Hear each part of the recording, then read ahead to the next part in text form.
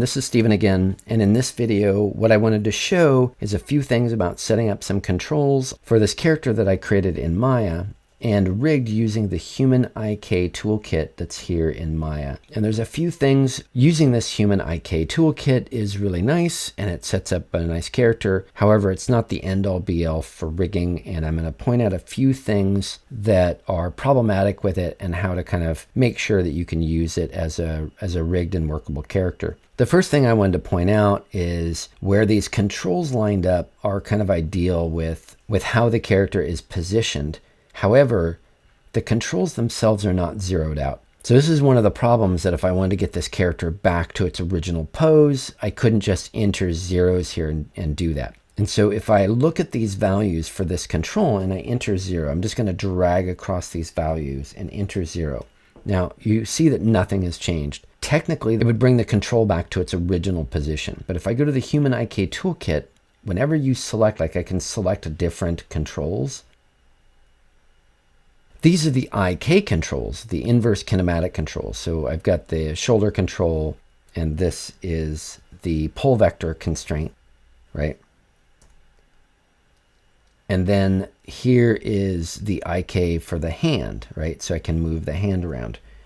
There are built-in controls. The way this works is there's built-in controls for the upper arm, and that's the forward kinematic control. So if I press E on the keyboard for rotate, I can instantly use an FK mode for this character, and then I can go right over and use the IK controls, right? But I'm going to undo to get this back to where it should be.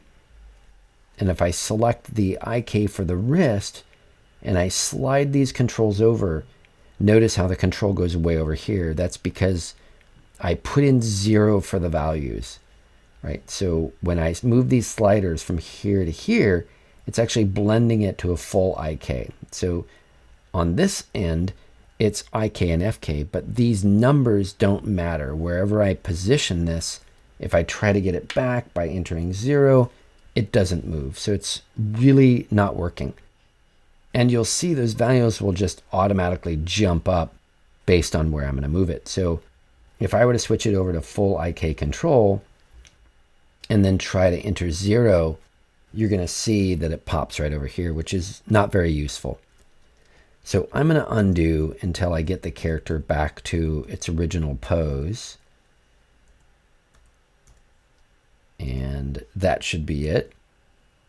So when I look at this, I'm going to go to the top view, and you're going to see that I've got these controls set up with the arms. Have got a little slight bend to it, right? So ideally what I would do is never move this character in its original file. I would just reference this character into a scene file and use it from there. That way this character is always back at this default. However, a lot of animators, including myself, want to be able to zero out these controls. Now there's ways around this. There's a lot of workarounds that you can get these to work the correct way. But I can also go to the Human IK, and while it's not ideal, I can actually get it back to its stance, right? Its original stance by this button right here. So you could see that when I hover over it, it says stance pose. Now, if I were to click that, you're going to see the arms kind of adjust a little bit. So you can get it back, but it's not going to be in the original default position. It's close enough. It'll work for what it is, because then I can just repose the character if I need to, right? So if I move it away, then I could just click stance pose and get it back. So that's the kind of workaround that you can sort of use if you use this Human IK toolkit. But I'm going to undo and get it back to this original pose. Like I said, it's not ideal, but it's kind of nice to work with this control interface with the characters. Now, the next thing that I want to do, though, after pointing that out, is I don't have any controls for the fingers. I don't have any forward kinematic FK controls for the fingers. So right now, if I were to move the fingers, I would have to select the bone and rotate it. So it's not ideal and not how you want to animate a character. So the Human IK toolkit did not come with controls for the fingers, and if you watched a previous video, I even had to rig the fingers myself. But it's a nice addition, and I can control that. So what I'm going to do is I'm going to show you how to create controls for these fingers and the thumb, right?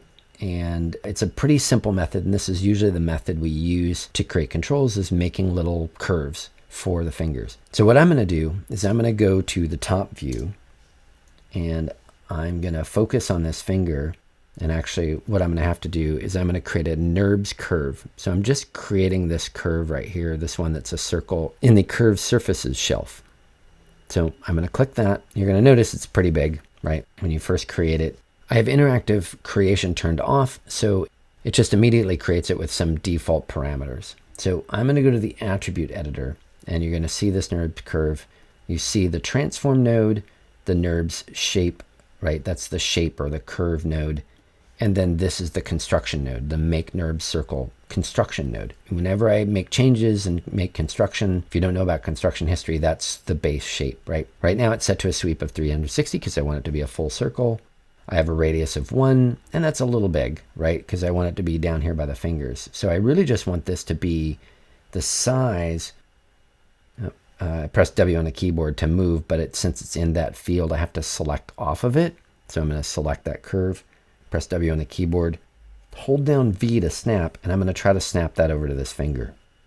I'm going to press F on the keyboard, get a little closer, and I'm going to further bring this down. So it's just, I want it to be just about a little bit larger than the finger itself so I can see it and kind of control it. So I'm going to bring it down until I get a good size. And you can enter a number here if you want. So let's say I go to 15. Let's see if that's a good size. And that looks like it might be a good size. I'm going to go, since again, I hit the space bar, but I'm in a field, so I'm just going to select that, press space bar, go over to here, look at the size of that, see if it's really going to work out and be around the finger. And I have the shading set to X-ray so that I can, I can see the joints and everything. And so that seems to be an okay size, but I want it to be rotating so that it looks like it goes around the finger. I don't want it to be like this, right? I don't want it to be flat like that. And how I can change that with the construction history is looking at this normal. Right, this is the normal direction, or what direction it's going to be facing. So right now you'll notice that Y is chosen, right? It says 1 on the Y. So I'm going to choose 1 on the X and 0 on the Y. And you'll notice that it then oriented to be down the joint, which is kind of what I want. I want the X axis to be going down here. Now, if that ring looks a little bit small, I can then just bump that up. Oh, let's say I take it to 18. Right, and that might be a better size because it kind of goes around the finger. It depends on how big you want that. But once you've got it set, you need to kind of keep it there. So once I've got it set there, right, I want to name it. I want to name this control, right? And what I'm going to do is I'm going to create one for each knuckle on each finger, and including the thumb. So I'm going to call this control, CTRL, and I'm going to put an underscore, and I'm going to follow sort of a naming convention that they created with this quick rig tool, except I'm not going to have the quick rig character there. I'm just going to go control underscore, and I'm going to call it left finger, and then it's going to be the pinky, and it's going to be the base, right? So this is the left finger pinky base, right? And then I'm doing this in the transform node, and if I hit enter or return, it's going to accept that. You'll notice that it named the NURBS curve node and added shape to it because that's a shape node, right? So you always want to name your transforms, and it's going to name the shape based on that, right? The construction history doesn't get renamed, and you don't want to, because when I delete the history on this, that construction node's going to go away, right? I can leave it for right now, but later I need to delete that before I move too far on. I'm going to get rid of that construction history. So the other thing, I'm going to go back up to shading. I'm going to go to X-ray. I want to make sure that I snap the center of this ring to the center of the joint. And I had showed this before, but you hold down V and just snap it right there, right? So that gives me the first joint to go from.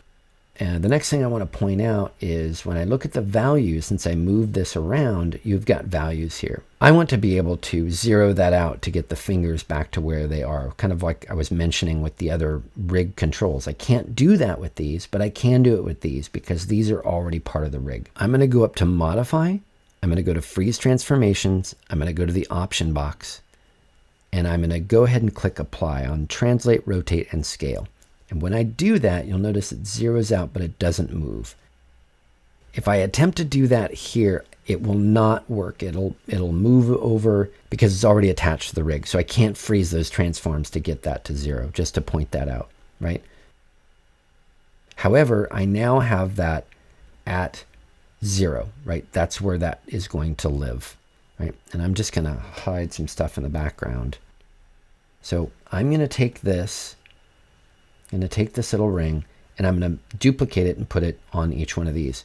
You don't want to copy and paste in Maya. It's one of the worst things you can actually do in Maya is copy and paste, because it creates these weird named nodes and makes some weird connections. So instead, I'm going to use the duplicate command. Now, if I go to edit, I can see where it says duplicate. And since I'm on a Mac, it's Command D, but I can also use Control D like you would on a PC. So I'm going to hold down Control, press D on the keyboard. You see that it already duplicated it. I'm going to hold down V on the keyboard, and I'm going to snap it to the next joint, right? And I'm just going to kind of look around. And I can do this from the top view as well, right? I can just make sure that it's snapped right into place. And I'll zoom in just so you can see this. When I hold down V on the keyboard, I can snap it right to that joint, right? And now I want to be able to change that name. I'm going to go back to the attribute editor, and I'm going to change it to Pinky Mid.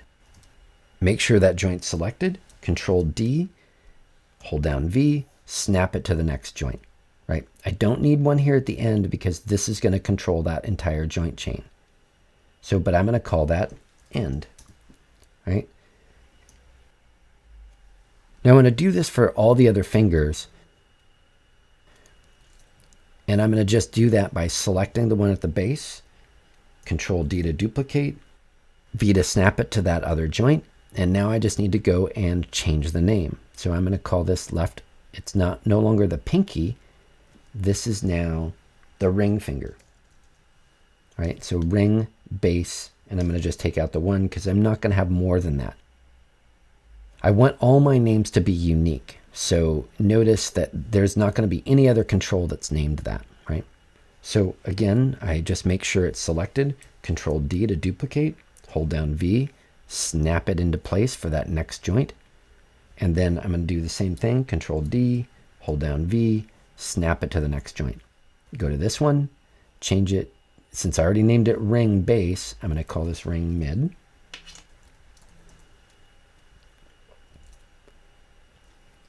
Call this one ring end, right? So now I have those. Again, go back to this one, Control D to duplicate, V, snap it to that next joint. I don't have to name it yet because I can just move it on, but it helps because then when I duplicate it, it's going to keep that name. So I'm going to change it from ring to middle, and then base, and take out the 1. Just gives it a 1 when you duplicate things. So select that, Control D to duplicate, V, snap to the next joint, Control D to duplicate, V, snap to the next joint. Select this one, make sure that it says left finger middle, and then this is going to be mid as I'm following the naming convention. And while you don't have to follow my exact naming convention, I'm just choosing this because it makes sense to me. Figure out what makes sense to you, what's logical for you. I'm trying to follow the same naming convention or a similar naming convention, right? And call that end. So it's logical, right? But they should be unique. They need to be unique, and it should make sense. So when you select them, you know what you're selecting. Again, select this one, Control D to duplicate, V, snap to that joint, change the name. This is the index finger.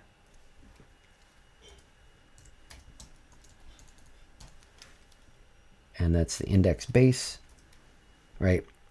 Select it, Control D, hold down V, snap it to the next joint. I don't know if that actually snapped. There we go. Control D, V, snap it to the next joint, right? And again, I don't need them at the ends. I just need them for each joint. So I'm going to select that one, left finger base. This is left finger index mid. And this is left finger index end, right? So each one of these are going to be the end, that end. And then here it's going to say pinky, here it's going to say ring, here it's going to say middle, and here it's going to say index, right? Now the next one I'm going to do is the thumb, and I'm going to move to the perspective view to do this, right? Oh, and those didn't get centered, so it was centered on the top, but I'm going to just pop it where it needs to be. Select the curve, hold down V, snap it where it needs to be, And I could go to this view and go back to shading, turn on X-ray because it's per view. And I could select them and then hold down V and snap that in place. But I think the perspective view is going to be a little bit better for these. Right? Hold down V, make sure it's snapped. F on the keyboard just to frame it up. Oh, it didn't get snapped, so I'm going to snap it right here. There we go. Right. And then this one needs to snap. So just make sure that the center pivot of the ring or the curve is snapped to the center of that joint. Right. And then that one looks pretty good. That one looks good. That one looks good. Right. That one looks good. And I think that one looks good. So I'll just kind of check the others just to make sure. Right. And then all these look good. So I want to make sure that those are all good before I move on. Right. Because if they're not in the center, then it's going to cause some problems. Right. So now I'm going to select this one. I'm going to use this as the base of the thumb as well. So what I'm going to do is I'm going to end up duplicating that. Again, Control D. And then hold down V, and I'm going to snap that over to the joint of the thumb. And to kind of bring this up, right now, it's oriented down the chain. Like these are going down the chain, so they're all the same axis. The x-axis is going down the joint chain, right? So they're all going to rotate the same direction. However, with the thumb, because it's at an angle, right? It's both at an angle this way and an angle that doesn't match the fingers, right? So I have to be able to orient that down the joint chain. And so there's a couple different steps that I'm going to take. So first off, I'm going to go to the attribute editor and I'm going to change that. Instead of finger index base, I'm going to make that thumb, right? So it's left thumb base. I'm going to take out that one.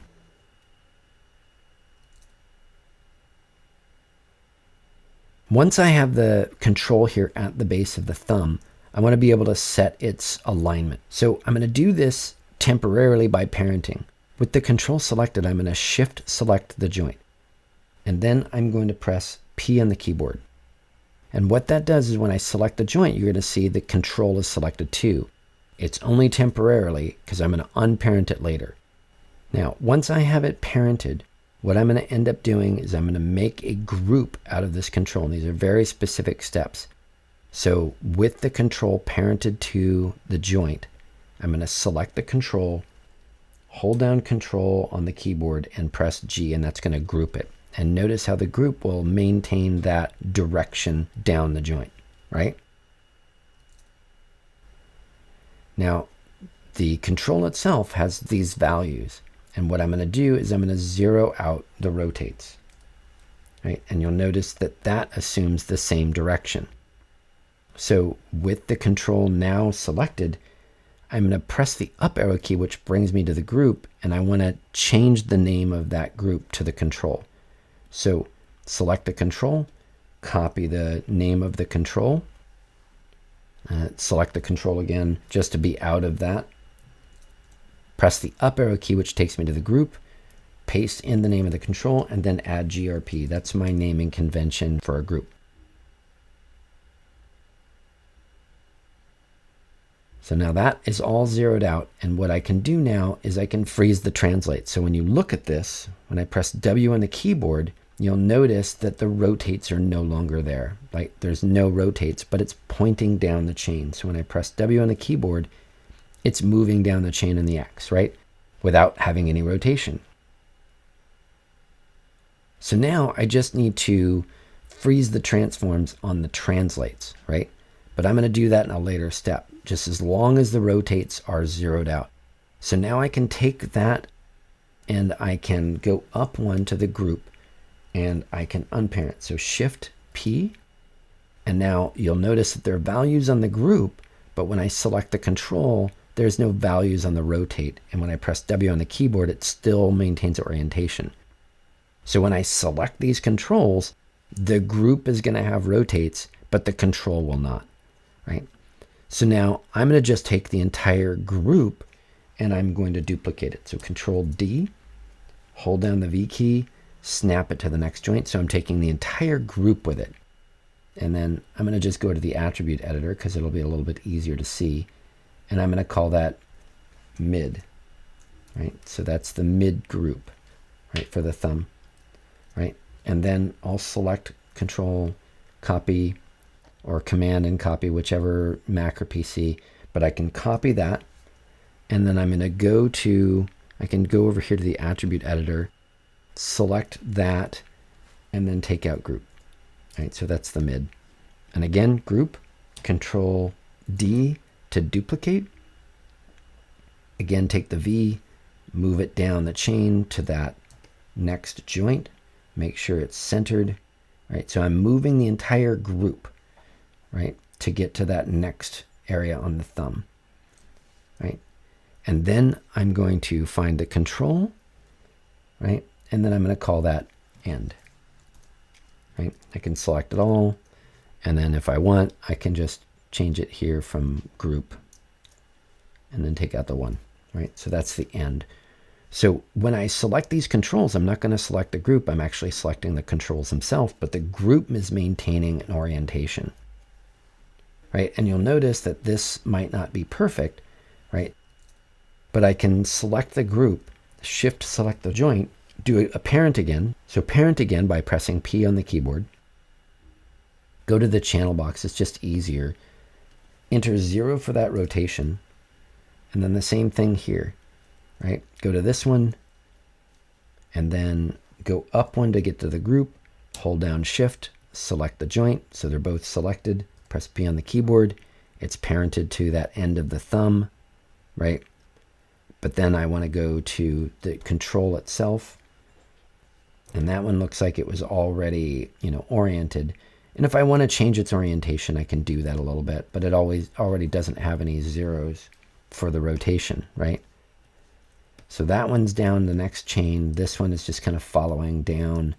Now, if I want to rotate that, I certainly can, and then get that to work properly. So I'm going to go up to the group, and if I want, I can just add a little bit of rotation in that, right? And then go back to the joint, and then I've kind of added that rotation into the joint. Right, so now I've got all these, and I've got them named.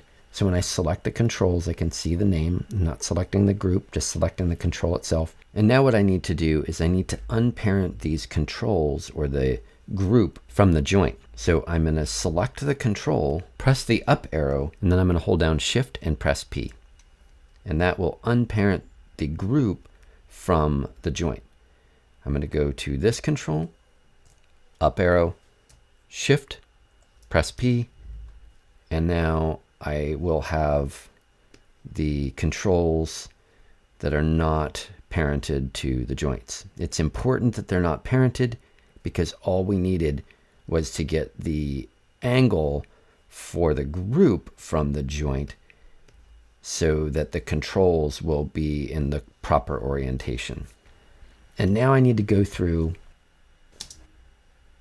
and I need to freeze all the transforms. So I'm going to do this from the top view. So if you notice, these aren't zeroed out, these aren't zeroed out. So what I'm going to do is I'm going to go up to Modify, Freeze Transformations, go to the option box again. Did this for one control, now I'm going to do it for the rest. Right? And I'm just going to select, I could just go through and shift select all of these controls. And that one, oh, can't do it to the joint. Oh. Select that and select that. Oh. Let's move to the perspective view. I can get that probably a little bit easier. And I already did it with that one. So now I'm just going to apply, right? And it's all set. And then I'm going to go to these, the thumb controls, select, select, select, and then apply. And you'll notice that these now still have their orientation down the joint, right? So now you have all of them frozen. So whenever I select the controls, if they're in their default position, it's all going to be 0, right? So I'm going to close that. And if you check these, just like to check a few just to make sure that they're all frozen. I selected them all, right? So now you've got all the controls set up. So now what I want to do is I want to start connecting them to the joints, because right now what I'm going to end up doing is I'm going to be able to rotate them and rotate the joint. Now, I could just do what I call a hard parent, meaning I just parent the joint to the control, right? So select the joint, select the control, then press the P key on the keyboard, right? And what that does is it allows me to rotate the control to rotate the joint, which is really the end goal. However, that makes a hierarchical connection here that cannot be ever changed, right? And if I want to be able to change that in some way, I could do that. Or there's kind of better ways to make this connection, and that's through constraints. So I'm going to undo to take off that parenting. Once I see that the parenting is undone, I'm going to go and do this in a different way. So this is going to be the child, right? And then when I'm normally doing a normal parent, when I'm hierarchical parenting, I will select the child, then shift select the parent and press P on the keyboard. For constraints, it's the other way around. The object that it's going to, the target or the parent, is the first thing selected, and then shift select the child or the constrained object. I want to make sure that I'm switching from the modeling menu to rigging or animation, either one, because they both have the constrain menu. And then in the constrain menu, I'm going to choose orient constraint and the option box. And the reason I'm going to the option box is I want to make sure that the maintain offset is checked. If for whatever reason this control is not right in the middle of that joint, maintain offset will control it even if it's not. It should be snapped as I snapped all these controls, but I'm just going to check it just to make sure. I also want to check to make sure that constrain axes is on, because it's going to constrain X, Y, and Z. And I'm doing an orient instead of a parent because an orient constraint will do rotations. So I'm going to click apply. I'm not going to click add because it would close the window. I'm just going to click apply. And now I'm going to select this control, press E on the keyboard for rotate, and now you can see I'm rotating that finger. I'm going to do the same thing for this one. So parent first or target first, and then constrained or child object, and then just apply. Again, control, and then shift select the joint. I selected the mesh, and then apply. And now when I do that, you're going to see when I rotate these, they're rotating the different parts of the finger, right? However, when I select this one, notice that the rings don't come with, and these are trying to hold on, right? Even if I select all of these, right, and rotate, you notice that the rings aren't following the finger, which makes it really difficult. So what I'm going to end up doing is parenting these. So I select the child first, and then the parent, right, because this is the furthest one down the chain. Press P on the keyboard. Select the middle one, shift select the base, and press P on the keyboard. Now when I do that, and I turn on rotate, you're going to see that I'm rotating the rings and the finger. If I go down the chain and select them all, they're all going to rotate together, right? Which is the ideal way that you want to do it. You even have more control than you could do with an actual person, right? But that is the goal of doing this to each and every one of those fingers. So I took a little time and I went ahead and set all the constraints for all these. So you can see that when I rotate them, they're parented and constrained, right, to these fingers. But there's something very specific for the thumb that you're going to have to do that's a little different, right? So, and that's because I created groups to maintain the orientation. I'm going to press Q on the keyboard so I'm not in the rotate tool. So I have to select, here I selected the control and I constrained those fingers. So I did the same constraining to the joints, right? So I actually did here where I can rotate the controls and it rotates the joint. However, when I'm parenting, so if I were to select all these, I don't have them parented yet, so they're going to look a little weird. So when parenting, I have to parent to the group. So you have to select that control and then press the up arrow key. And what that does is it selects the group. You can see that it grabbed the group. Now I need to parent that group to this control. And this is very important because I have that group that has these values, that contain these values, but the control itself does not. So I have to parent the group to the previous control itself, not to the previous group. So I select that control, I press the up arrow key. Now I'm going to hold down Shift and select that control, the previous control, and press P for parent. So again, I'm going to select this control, up arrow key to get to the group, right? It's in the group. Shift select the previous control and parent. So pressing P on the keyboard. Now, what I'm going to do with this one is I'm going to parent it to this arm control. So I want all these, because if I move the arm right now and press W on the keyboard, those controls don't go with it, and I need them to. So what I'm going to end up doing is I have to parent the controls to that, but I can't do that without losing the translates. I've already grouped this one. So if I go up arrow, then I'm in the group for this base, right? That thumb base. And if I then hold down Shift, select the wrist IK control, and press P on the keyboard, then when I select the control, it's all set to 0 and didn't pick up the translates from this control. If you didn't do that, you're going to see numbers here, and it's going to be really difficult to get it back to its original pose position. Now, if I select that control and press the up arrow key, you're going to see it's got values.